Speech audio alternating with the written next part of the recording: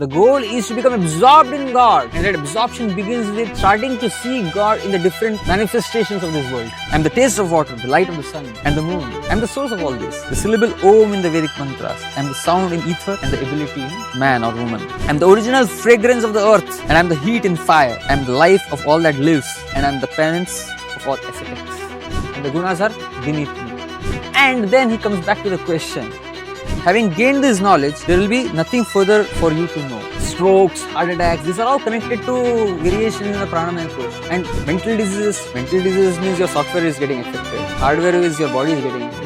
Both problems are on the rise in the modern day world. Why? Because people don't know how to manage pranamaya kosh. And they don't know how to manage pranamaya kosh because modern science is unaware of the existence of pranamaya kosh in the first place. See, people, youngsters, when I see them, really leading a very indisciplined life. Kabhi bhi khate, kabhi bhi peete, kabhi bhi sote, kabhi bhi uthte. They don't realize that they are disturbing the pranamaya kosh. They start realizing it only when they reach their 40s.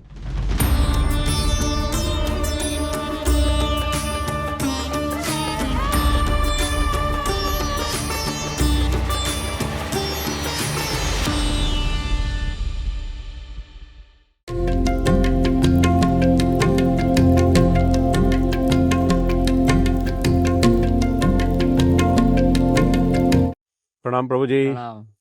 Pranam. Last time we started the 7th chapter and we sort of spent a lot of time on the first verse itself, trying to understand how it is so very important to start with some basic belief, before you get on to rationality and empirism, really.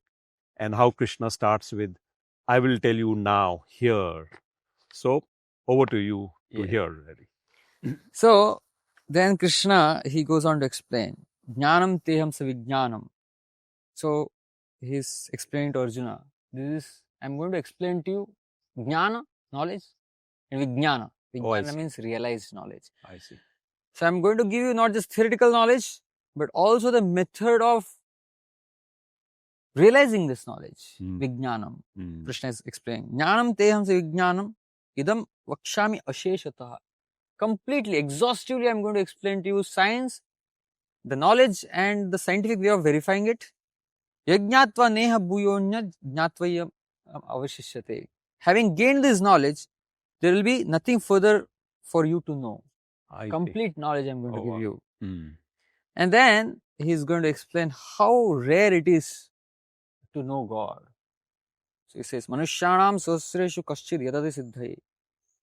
Out of thousands among people, one may endeavor for perfection. And of those who have achieved perfection, hardly one knows me in truth. So it's a very high level of knowledge that Krishna is going to describe, knowledge about himself. And then he starts explaining, Bhumirapo nalo vayu khammano buddhirevacha ahankara ityanme bhinna prakrirashada. So he says, earth, water, fire, air, ether, mind, intelligence, and ego, ahankar. All together, these 8 constitute my separated energies. I see. Bhinna prakriti. I see. See, in the Vedic paradigm, material elements are divided into these. 5. But the first 5 one can understand. Yeah, earth, fire, air, ether. All. The other 3 are sort of within us, really. It's subtle elements. It's subtle elements, really. See, because they're subtle elements, we cannot perceive it through the gross senses, but we can feel their presence. Correct. So everybody can understand that they have got a mind. Everybody can understand that they've got an intelligence, they've got an ego. So we understand it by their symptoms. The presence of these 3 subtle elements, man, buddhi and ahankar. And then Krishna, he says that besides these, there is another superior energy of mind, which comprises the living entities or exploiting the resources of this material inferior nature. Apareyamitastvanyam prakritim viddhi me param jivabhutam mahabaho yayedam dharete jagat. So the living entity, the Jiva, is also counted as one of the energies of God here. I see. But it is a spiritual energy, not the material energy. And because it is a spiritual energy, it is superior to matter. And so the living entity is able to exploit the resources of matter, being the superior power, superior energy. And then all created beings have their source in these two nature. Of all that is material and all that is spiritual in this world, know for certain that I am both the origin and the dissolution. So in essence, everything that we see around us is nothing but a combination of these 5 plus 3 elements in any case. 5, 3 and the Jiva. And the Jiva. And the Jiva. Combination of everything. But just probably a question here. So the last 3, that is the mind, the ego and the intellect, in any case are part of the Jiva. So he's saying the Jiva is in addition to these 3. How is he distinguishing between these 3 elements and the Jiva separately? Or he's saying the Jiva is not these 3? See, the Jiva is a spiritual element. The mind, the intelligence and the ahankar or the ego, they are also material elements. They are also material elements. They are not spiritual, they are material by nature. See, at the time of death, the Jiva gives up the gross body. We give up the gross body consisting of earth, water, fire, air and ether. But the subtle body also is given up. Is not given up. Is not given up. It's not given up. I see. The subtle body carries the Jiva from one gross body to the next. I see. So the living entity gets rid of the subtle body consisting of man, buddhi and ahankar only at the time of liberation. I see. Only at the time of liberation are you freed from the subtle body. But nonetheless, we have to become free from the subtle body also. Man, buddhi and ahankar. There is nothing spiritual about the ego. There is nothing spiritual about the mind or the intellect either. But at the same time, the mind is like kind of the gateway between the living entity and the soul and the gross matter. I see. I don't know whether I have explained in any of these sessions about the Pancha Kosha. No, if you can just run through it again. Annamaya kosh. No, I don't remember. Annamaya kosh says explained that there are different sheaths to our existence. Layers to our existence. Like an onion with different layers. Correct? The outermost element, the outermost layer is called the annamaya kosh. So beneath the annamaya kosh is the pranamaya kosh. Beneath the pranamaya kosh is the manomaya kosh. And jnanamaya, vignyanamaya, anandmaya. I see. So these are the 5 koshas. The innermost kosha is called the anandmaya kosh. This is the soul. That's our true being. And the outermost layer is the annamaya kosh consisting of earth, water, fire, air and ether. The 5 material elements. Now, and then there is the manomaya kosh as I said. But in mind is the subtle element. But between the manomaya kosh and the annamaya kosh, there is something called the pranamaya kosh. I see.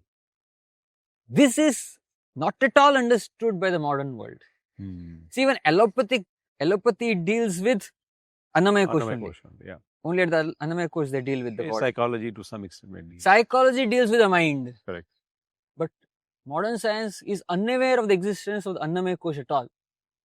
Now, annamaya kosh, what is this annamaya? I'm sorry. Not the annamaya, that's the material part. Pranamaya kosh. Pranamaya kosh, yeah. So, what is this pranamaya kosh? It's very interesting here. See, mind, intelligence and ego, they are compared to a software of a computer. Operating system. For example, maybe I am having a Windows operating system on my computer. That's the software. That runs everything on my computer here. Yeah. And the hardware is what? What I see? The material, the body. Yeah. The hardware I see on the computer is there, and then there is a software. When both hardware and software, they interact with each other, that's when I am able to use the computer. I can't use the software without the help of the hardware. Hardware is of no use without the software. So similarly, the body also. The annamaya kosh is the hardware. Manomaya kosh, the inner layers. Man, buddhi and ahankar, they are the software, they are like the software. Correct? Now, in a computer,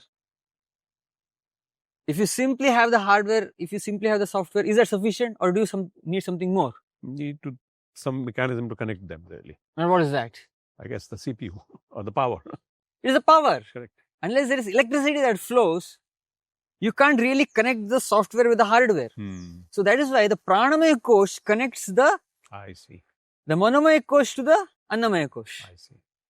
When there is pranamaya kosh, then there is sync between the manomaya kosh and the annamaya kosh. And they can work in sync. See, prana, people often understand prana to be oxygen. Oxygen is a physical manifestation of prana, but pranamaya kosh is the energy sheath of the body. And this prana flows in the body through the 5 kinds of life airs: prana, apana, udana, samana, vyana. So these are the 5 kind of pranas which flow through the airs, and there is this system of nadis. Yes.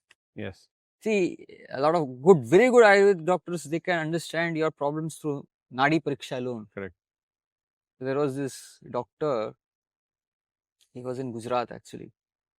Simply by nadi pariksha, he can give you your medical history. Simply by detecting the flow of the pranas. It's a very advanced science. And he used to recommend a diet of only chapati and dal actually for his patients. Unless you are ready for that diet, you can't go to him. Very austere. You can't eat anything except chapati and dal. So then, for monks, one of our monks, he had gone to him for treatment. And for monks, it's not a problem. But then what happens is, people invite us to their homes. And when you are invited as a guest, then it feels a little odd to say, I'll eat only chapati and dal, isn't it? So he ate something. The next time he went to the doctor, he caught him. he could say what exactly we ate. Oh, I see. And how many days ago you ate it, and what exactly you ate. What were the ingredients of what you ate. So that's the power. That's how accurate this entire science is. But of course, people who can do that are very rare, and it's declining.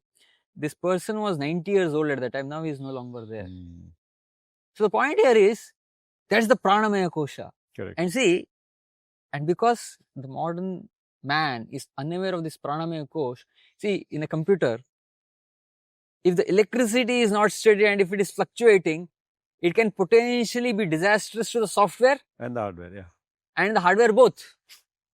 Most of the diseases in the modern day world, they have their origin in imbalance in the pranamaya kosh. Lifestyle diseases. People are more, prone to heart attacks, so many problems, Correct. Strokes, heart attacks, these are all connected to variations in the pranamaya kosh. And mental diseases means your software is getting affected. Hardware is your body is getting affected. Both problems are on the rise in the modern day world. Why? Because people don't know how to manage pranamaya kosh. Yeah. And they don't know how to manage pranamaya kosh because modern science is unaware of the existence of pranamaya kosh in the first place. Yeah.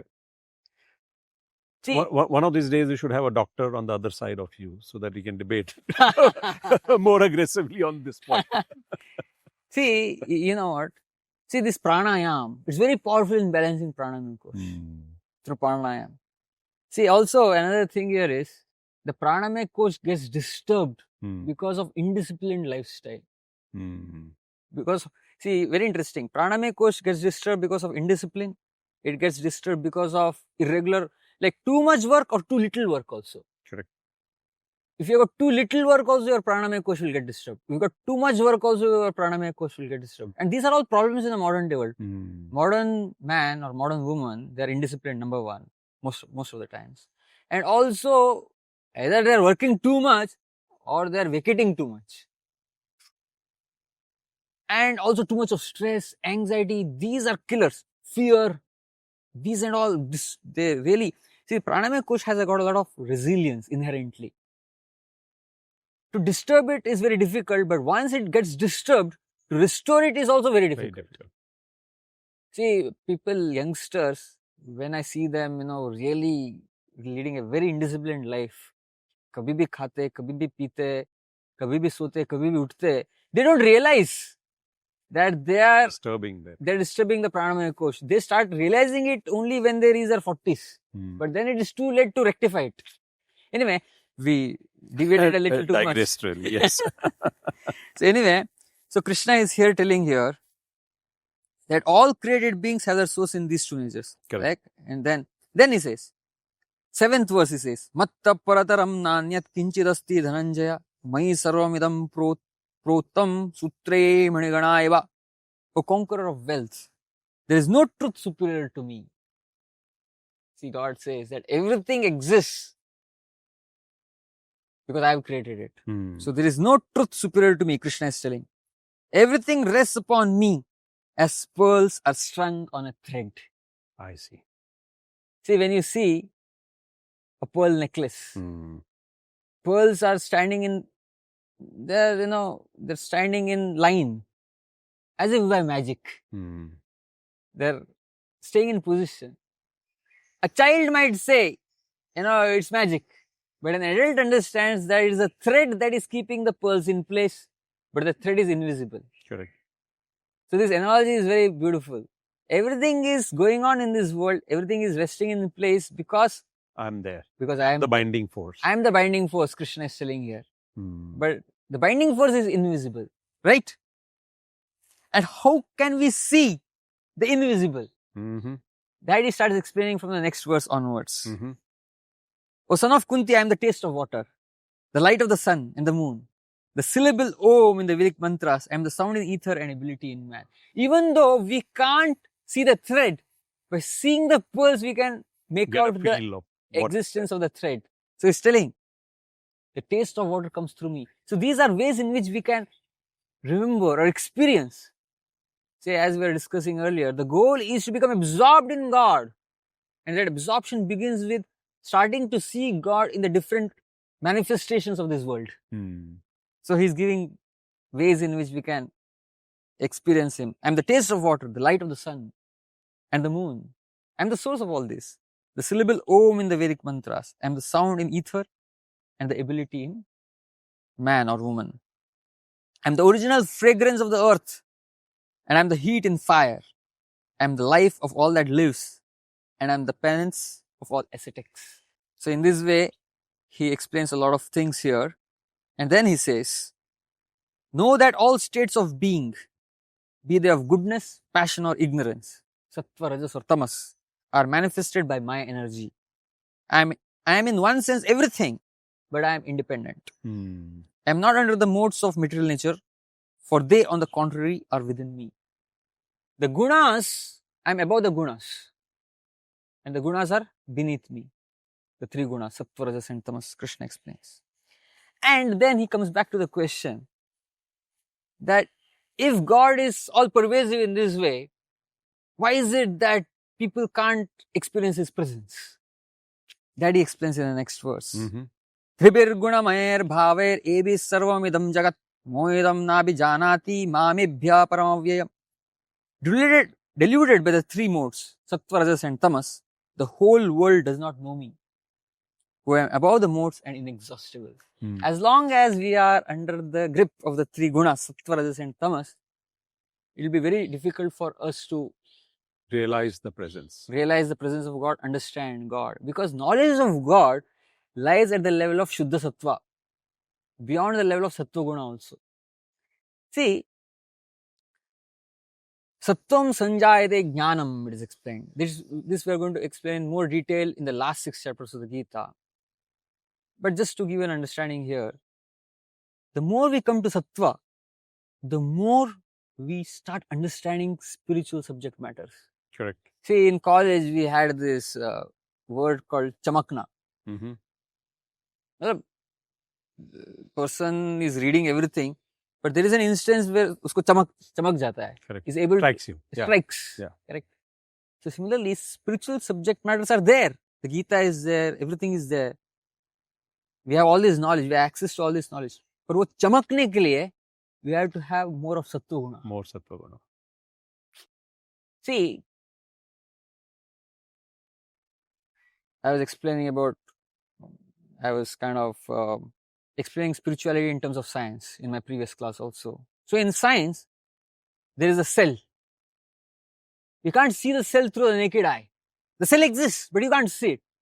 And to see the cell, you got an instrument called the microscope. So microscope enhances the ability of your eye. And even the stars, it's so far away you can't see it. Then you use a telescope to see it, far away things. So these are instruments which are developed by modern science to enhance our senses, ability of our senses. So those things which you are not able to see directly through the senses, we can see them using the instruments created by modern science. Correct. So God cannot be seen through the naked eye. But in order to be able to see God, the instrument that the Vedas recommend are instruments directed towards raising our consciousness from the level of tamas, rajas to sattva. Once our consciousness gets raised to sattva, then we can experience the presence of God more and more. And we can understand spiritual subject matters more and more. Isn't it? So that is what Krishna is telling here. Sattva, rajas and tamas, as long as our living entity is within this, such people will find it very difficult to understand them. So if a person is able to understand God to some extent, such a person should have some amount of sattva in them. So actually it is a lot of small things really. Yeah. Some amount of scriptures required. Yeah. Some amount of belief required. Some amount of sattva required. Yes. It's a combination of it's sort of a medley. Yes. Yeah. You are understanding it very properly. आपको चमक रहा है, मतलब आपका सत्व है. चमका नहीं है अभी, चमका नहीं है. चमक रहा है. See, and then Krishna in the next verse he says that this divine energy of mine, he's referring to the material energy, this divine energy of mine consisting of the three gunas is difficult to overcome. See, unless you overcome it, it's very difficult to see God, to understand God. Now, how do we overcome it? So, he is going to explain. But those who have surrendered unto me can easily cross beyond the gunas. So, surrender to God is the way through which we can transcend the gunas and we can start understanding the principle of God also. But then he confronts the question of why is it that not everybody is inclined towards surrendering to God? See, we see. If it is so simple, why doesn't everyone do it? Why doesn't everyone do it? Correct. Yeah. So then he explains in the subsequent two verses. The four kinds of people who are inclined towards surrendering to God and the four kinds of people who are averse to surrendering to God. Oh, I see. Okay, that's interesting. Yes. Okay. First he explains. Actually, in a lot of this, what I realized really is, as you listen, you have questions. He sort of is anticipating some of those questions and trying to answer. Yes, absolutely. A lot of times. A lot of times. Yeah. Yes. See, otherwise, if you simply read the Bhagavad Gita, it all seems to be a group of verses. Correct. But then you understand that actually there's a reason why he's speaking the next verse after this verse. There's a sequence, there's a logical sequence behind all these verses. Yeah. Why they're flowing in a particular direction. As you rightly pointed out, a lot of things he's telling, anticipating what Arjuna might be thinking. Correct. So, he explains of four kinds of people who don't turn towards him. Namam dushkriti no mudha prapadyante naradhama maya bharatagnyana azuram bhavamashrita. Namam dushkriti no mudha. So he says that, prapadyante naradhama. People, as I said, who are in tamo guna, mudha, people who are in tamo guna, they find it very difficult to comprehend God. Naradhama, lowest of mankind in the sense that people who are uncultured, again refers to tamoguna only, who have no, they're like, they're following the law of the jungle. Might is right. People who have that kind of a mentality, they'll find it very difficult. This is tamoguni mentality. Those people will find it very difficult. Maya Partha whose knowledge, they're very knowledgeable, they might be very knowledgeable people, but their knowledge is stolen by Maya. They are not able to understand me. And also people asuram bhavamashrita. Now the word asura doesn't mean a particular class. Asuramyate iti asuraha. Very interesting definition here. Who is an asura? Asu is breath. One who delights in breath and breath alone is an asura. I see. See, breath refers to delighting in breath means delighting in the material body. Once a person whose only conception of happiness is through the material body, such a person is an asura, according to the Vedas. So, somebody who is absorbed in the bodily conception of life finds it very difficult to understand God. That is the whole point here. We need to raise our conception of life beyond the gross material body. Somebody whose consciousness is still on the annamaya kosh platform will find it very difficult to understand subject matters at the level of anandmaya kosh. That is being explained here. And then he explains about four kinds of people who turn towards him. Chaturvidha bhajante mam jana sukriti arjuna arto jignyasurartharthi jnani cha bharadarshava. First is arto, people who are in distress. I see. So when you are in distress, people have sukriti. See, the prerequisite is sukriti, some kind of spiritual credits. Maybe from this lifetime, maybe from a previous lifetime. When there is sukriti with you, then in the phase of distress, such people tend to turn towards God. But if that sukriti is missing, there are so many people who are going through distress, who are suffering, who are in misery. Not everyone turns to God. Many people turn to... And how does this bank of sukriti come from? This bank of sukriti comes through some kind of spiritual activities. Spiritual activities that have connected you to Sri Krishna.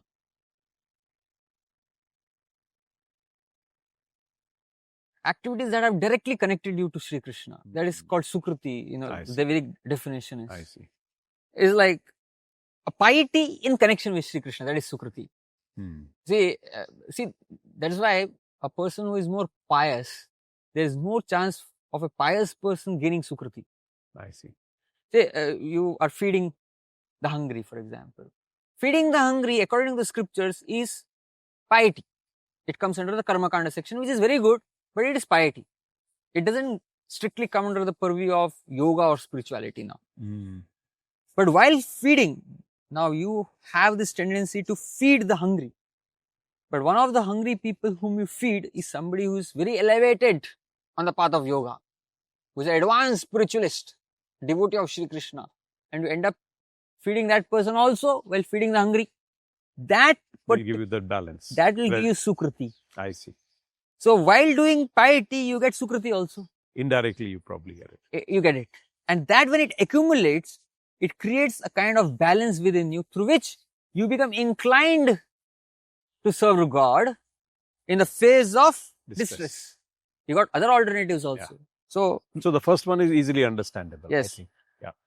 Artho jignasu, inquisitive. Okay. People who want to know what is this all about? What is the Gita all about? What is spirituality all about? Let me just explore it. And that inquisitiveness, now inquisitive people can go to Discovery Channel also. But because they have got sukriti, they'll turn towards the Bhagavad Gita. Got it. Artho jignasu artharthi, people who are seeking money. These are the third category of people who turn towards him, who surrender to God, to Krishna. And jnani cha bharadarshava. Jnani, you understand? See, we had discussed, right? Karma yogi and then a jnana yogi. Jnana yogi is on a very high level of spiritual advancement. Such a person wants to know more. But how do you distinguish the second category, which is inquisitiveness and the knowledge seeker? Yeah. Inquisitiveness is more superficial. A jnani is also purified. I see. See, if you remember, we had discussed like a platform of jnana, platform of karma. A person who is on the platform of jnana yoga is purified of material desires now. Correct. Then only can he, in a case, go to the Gyaan yoga. Yeah, then only he can go to the level of jnana yoga, right? Correct. So such a person is being described here, jnani. Such a person is purified, and such a person on the path of enlightenment now reaches a platform that I need to understand God more thoroughly now. And then he turns towards Sri Krishna. Okay. That is jnani. And then, Krishna is speaking about these people. And then he says, after many births and deaths, he who is actually in knowledge surrenders unto me, knowing me to be the cause of all causes and all that is. Such a great soul is very rare. Sa Mahatma su durlabha. Durlabha. So it's very rare for a person to turn towards Krishna, to God. And then the natural question might arise that this is about Sri Krishna. Now, very interesting, Vedic religion it confuses a lot of people that, I think there's a joke or something. If 3 people are pushed down from a tall building, one is a Christian, another is a Muslim, another is a Hindu. Christian will be pushed down and he'll clearly call out for Jesus Christ. Muslim will be pushed down and he'll clearly call out Allah. Hindu will be 33 crore devtas. And he doesn't know what to call. And before he makes up his mind whom to call, he's already dead on the ground. So this is the situation of Hinduism. A lot of times people feel that Hinduism is so complicated. Why is it so complicated? Christianity is simple, relatively very simple. One scripture, one book, and one concept of one God. Islam is also relatively simple. Quran, very simple. Why is Hinduism so complicated? But actually, it's sophistication. It's not complication. So, through the next few verses, we'll get an understanding of who are the other devatas. See, if Krishna is telling, everything is coming from me. So everything is coming. And I'm in everyone. And I'm in everyone, he says. He's the all in all. He's the supreme God, he's telling. He's the God with a capital G. So if Krishna is God, then who are the others? Who? Yeah. That will come to And why do we believe in the others also? Why do we believe in the others also? That we will come to know by analyzing the next few verses. Okay. And that we'll do in the next one. Next one. Thank you. Thank you. Thank you.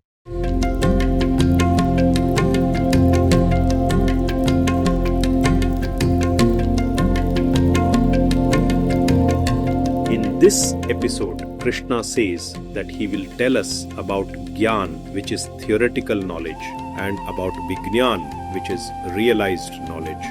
And having gained such knowledge, there is nothing more to learn. Only the rarest of the rare know or understand God. God is a combination of 9 separated energies. The 5 material elements, earth, water, fire, air, and ether. The 3 subtle elements, the mind, the intellect, and the ego. And finally, the Jiva itself, which is the living entity. Everything around us is a combination of these 9 energies. The Jiva is a spiritual entity, superior to all the other elements. At the time of death, the Jiva gives up the gross body. The 3 subtle elements continue and carry the Jiva from one body to another during rebirth. The subtle body is given up only at the time of liberation. We are told about the 5 koshas, the innermost being anandmaya kosha, which is our soul or our true being. The outermost is the annamaya kosh, which is the material body. The pranamaya kosh is the middle layer, which connects the outer and the inner koshas together. We cannot see God, but we can see the manifestations of God. We need the Vedas, the scriptures, the beliefs, and the sattva gunas to feel Him. We are told about 4 types of people who cannot understand God, and 4 types who reach out to God. Among the latter are people in distress, people who are inquisitive about spirituality, people seeking money, and people seeking to increase their knowledge through Gyaan Yoga. And finally, we are advised that Hinduism may seemingly be complicated, but it is not so. It is actually very sophisticated. And while Krishna is God, we have reason to believe in the large number of demigods, something which we will cover in the next episode.